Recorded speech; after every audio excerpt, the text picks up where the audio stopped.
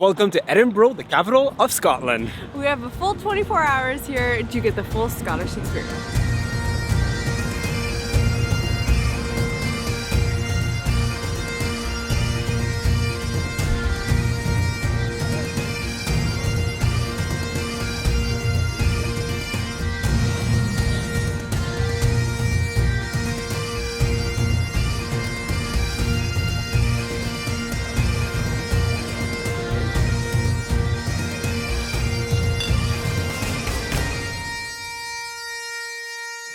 So this is not going to be a food tour video, I promise you that, but Tracy had a special request this morning to stop at the Fudge House, which is a third generation fudge maker here in the city.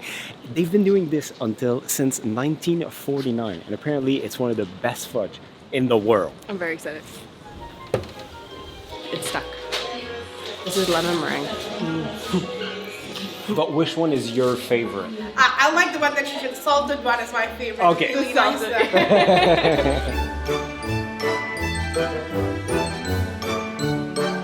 Thank you, have a good day. So we got two. We got the Italian nugget and then we got the peanut butter. I gotta try the peanut butter first. Let's go fudge. Oh yeah, that's fudging good. Get it? I hope all the sugar is going to fuel you up because we have 4 kilometers to walk now. Let's go. If you've never been to Scotland, let me tell you, it looks like Harry Potter world everywhere you look. And later on today, we're going to go in the one Harry Potter spot in the city, which I can't wait to see, even though I'm not a big Harry Potter fan. Oh, the bakery, so... Tracy's in love of all the bakeries. I have to control her, otherwise she's going to buy everything. It's but so yeah, hard. This place is stunning.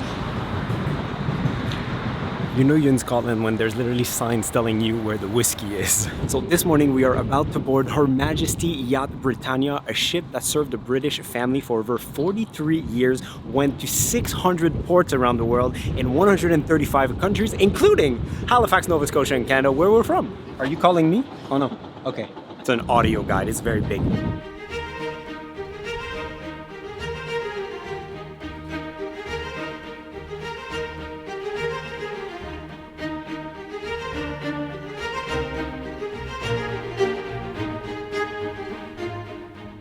And just like that, I'm the captain now.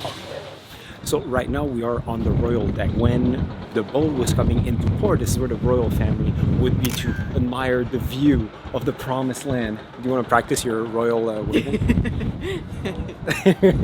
So in front of us is a room with the only double bed on board this yacht. And it was brought in by Prince, now King Charles, for his honeymoon with Princess Diana.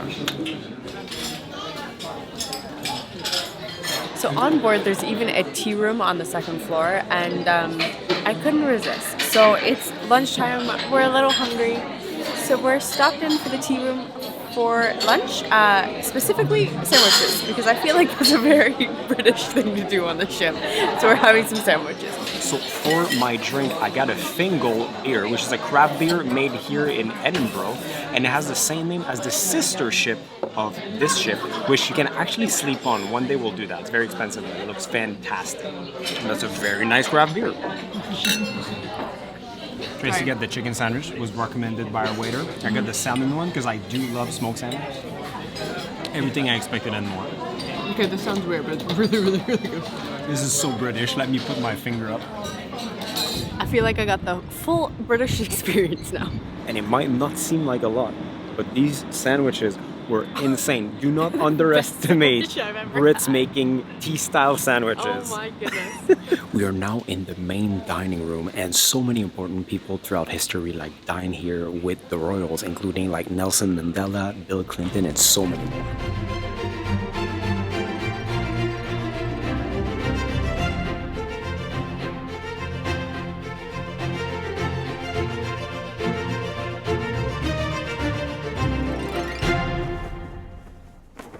So this was a very nice, well worth the £19.50. I really enjoyed it. Again, not museum people, but that was really nice. Now we're gonna walk back to city center, which is about 3.7 kilometers, and Tracy has just enough fudge left from this morning to make it there. Strategic.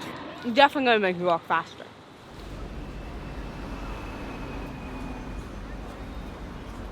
So we just made it on top of Calton Hill, which is one of the many viewpoints that you have around the city, but this one is actually in city center and gives you a proper 360 view of Edinburgh. On one side you have the downtown area, you have the ocean on the other side. It's really nice. A bit windy and cold, but very nice.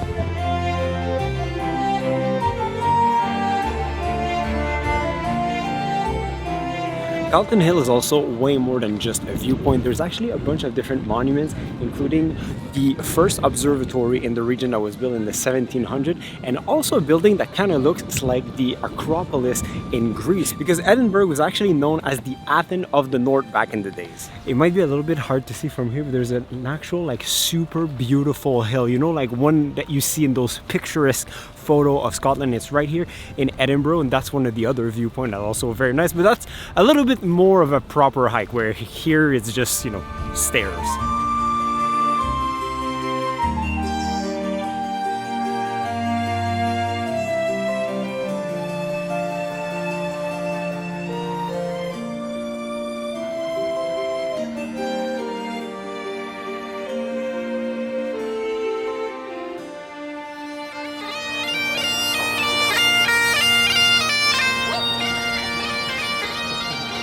Walking along and there's a Scottish wedding there and she looks beautiful and they're all in their tartan.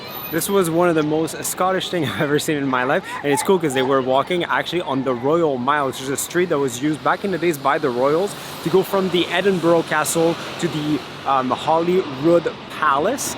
And yeah, now it's a beautiful street with cobblestone, with a lot of different shops and everything, and the beautiful St. Giles Cathedral as well. And we finally made it to the number one thing that I really wanted to see here. We wanted to see. Fair enough. Both of us, we're both excited. As soon as you come in, like, it has the Harry Potter feel. So we are on Victoria Street. It's a famous street with like all the cobblestone street, the beautiful, colorful shop. But it is the inspiration for Diagon Alley. Diagon Alley, which is super cool. It really feels like it. It does.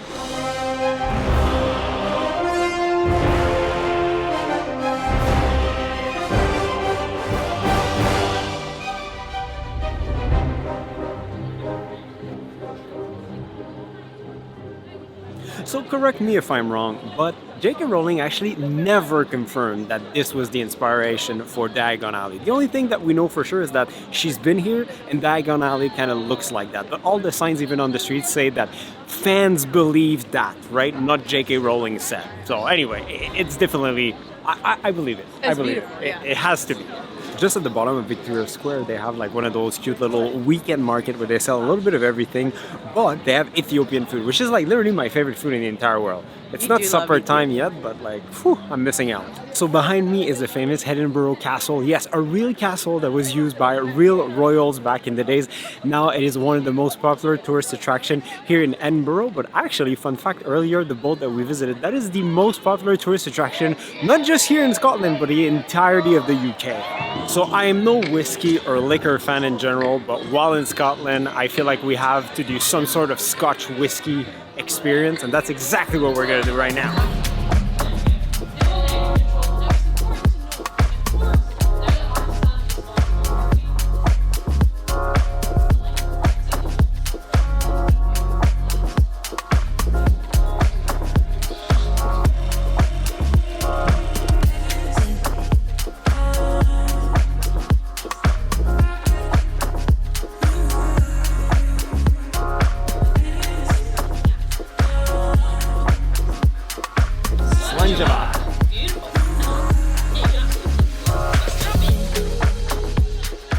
Something even cooler than learning how the Scotch whiskey is made is to be able to see this collection, which is one of the largest collection of Scotch whiskey in the entire world. 3,400 bottles, some of those that you could never find again, and all of those are not even open. So here's a few things we've learned about Scotch whiskey. First of all, to be an authentic Scotch, it needs to be in Scotland for at least 3 years and be 40% alcohol. Otherwise, it is not a Scotch whiskey. It is made of water and barley and aged in different barrels that are coming mainly from Kentucky in the United States or Spain. And depending on the barrel, you'll get different flavors of the whiskey. So downstairs they have a Scotch whiskey worth £20,000. And the reason why it's so expensive, yes, one, it aged for 50 years, which is very long, but also whiskey barrels are known to lose about 2% of their content every single year, which is known as the angel share. So the more you wait, the less whiskey you get, even though you had a full barrel when you started. Apparently they have a saying here in Scotland that because it rains so often and water is the main ingredient for whiskey, they say that today's rain is tomorrow's whiskey. Well, the Scotch whiskey experience, I really enjoyed it. It was well worth £23 a person. You can do different kinds of tours and everything. Like, the more you pay, the more whiskey you drink, pretty much. Yeah, I would put it this way. For the silver, it's true. It's really good for a beginner or somebody who doesn't really drink whiskey. You get to take the tasting glass home, but you only try one whiskey. Yeah. So if you're someone who like loves whiskey, maybe go for the higher ones, because then you get like 5 different tastes. But for us, otherwise, we're not whiskey drinkers. Otherwise, like the tour itself, I mean, I'm a sucker for like immersive environment, and like that was like Disney style. They did a really good job. Really good. So now it is supper time, and it just feels fitting. Feels like we need to do it to go to supper at a proper Scottish pub. So we found a street called Rose Street. From what we can find, it seems like that's the street to be on. Almost there, and I'm hungry. Let's go. Let's take a walk, love. I can't take you seriously when you say that. Everyone here says love. Hey, love. Love, excuse me, love.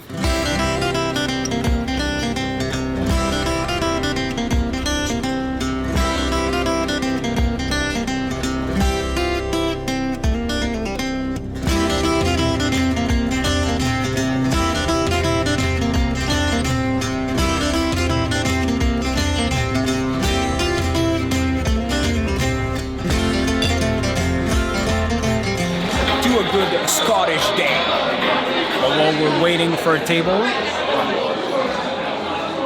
a proper Guinness in Scotland. It's pretty good. Okay, it's from Ireland, but still it counts. And now we need to order fish and chips.